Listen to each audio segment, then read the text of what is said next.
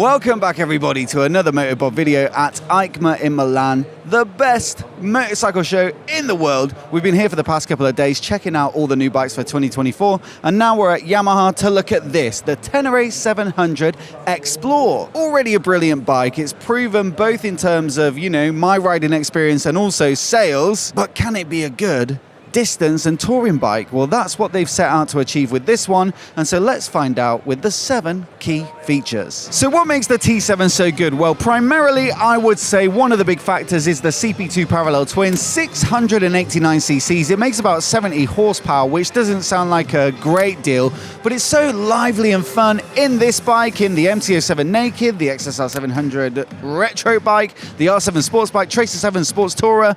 Every single bike for an affordable engine. It really is lots of fun, very punchy and lively on the throttle, plenty of snap. Then you've got a really off-road capable chassis as well. The frame and swing arm design and geometry is designed to be specifically good for off-roading. You've got a tall stance, 21-inch front, 18 at the rear, spoked. You've got Pirelli Scorpion Rally STR tyres as standard, and it really does perform off-road. I've been lucky enough to try it at the Yamaha off-road experience in Wales, this and the World Raid version, and I think actually I would say it's probably almost certainly the best middleweight adventure bike I've ridden off-road, apart from maybe the KTM 890 Adventure, but really it's up there. The only downside is it does make the bike very tall, and if you do load a bike like this up with luggage and a passenger, if you're going touring, then the taller the bike, the sketchier it can feel for low-speed stuff and when you come to a stop and try and get your feet down. So I think that's one of the things they've sought to address with this Explore version. It's got its own dedicated little logo here, look. So while it may look like the same KYB upside-down fork and you've got the KYB shock at the rear, you've still got the remote preload adjuster as well, which is really handy if you want to make quick changes if you do take a passenger and luggage. They have actually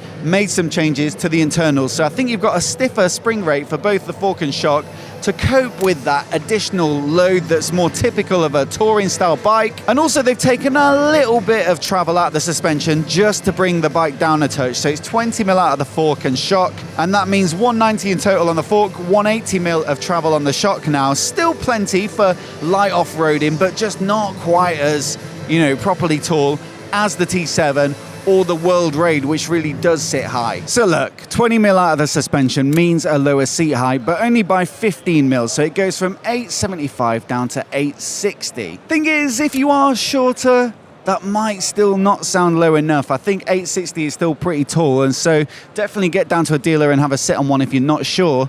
There is a low seat accessory for the standard T7 in the parts catalogue, and it takes another 20 mil off. So if that is, a compatible part for this bike, then that'll bring it down to 840. That's starting to sound a lot more comparable with like a regular road bike, but I'm not quite sure if it does actually fit. Now, before we get on to the next feature, I just want to say a massive thanks to our sponsors this week, Metzeler Tyres and Insta360. Specifically, we use the X3 camera, and it's absolutely fantastic. Back home, we use it to capture all our riding footage, and you can stick it anywhere you want on the bike, and then once you're done riding, get it in the app or the desktop software, and you can just move the footage around and reframe it and get it level and choose landscape or portrait footage for social media. And so it's really flexible and creative and easy to use. I absolutely love it. So check out the link down in the description if you want to pick up one. And also you'll find down there a code specifically for my viewers that gives you a free gift with every X3 purchase. So once again, a huge thanks to Insta360 for their support this week. And with that,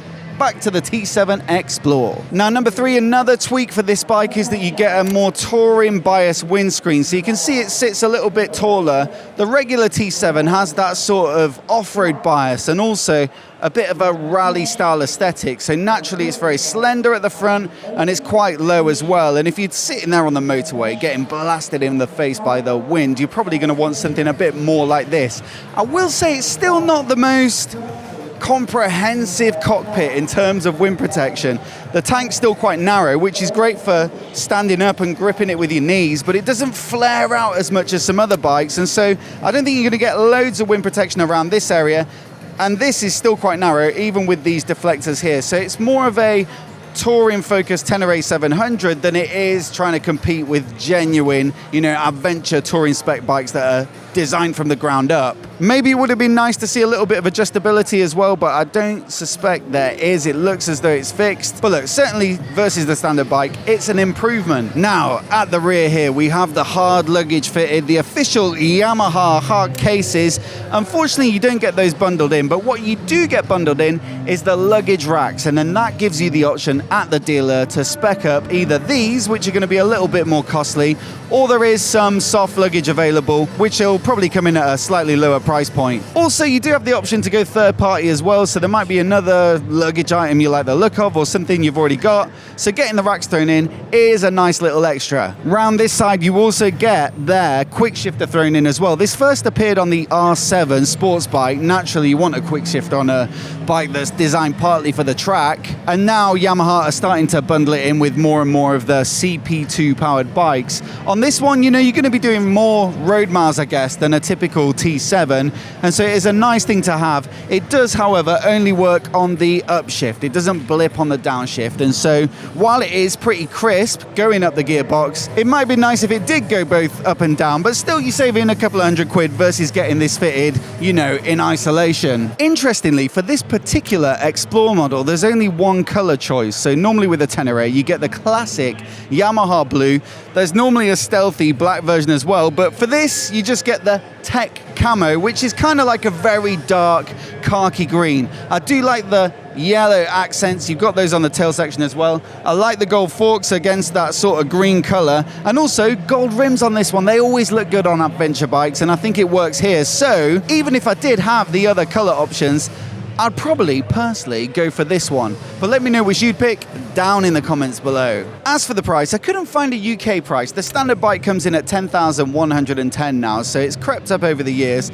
On the stand here, it says 11,799. Was that in euros? So I'd expect in pounds it'll be, you know, 11 and a half. Quite a lot of money, to be fair. The Tenere 700 is a relatively simple bike. There are a lot of good other options out there. You could get an 890 Adventure, for example. But look, the T7's proven off-road. Some people really love it. And also, if you were going to buy it and spec up some of this stuff anyway, and you like the sound of it being a little bit lower slung, then maybe this is just the ticket. As always though, I'd love to know what you guys think of it down in the comments below, so do let us know. And do you think it's worth that 11,799 euro, or is there something else you'd spend the money on? Do let us know. Also, we've got our playlist on the screen right now from EICMA. Every bike that we've covered will be in this playlist, so if you love bikes, obviously you'll go and have a look. Hit subscribe as well if you haven't already, and you'll see all of our videos as soon as they go live. Many thanks for watching, and we'll see you in the next one.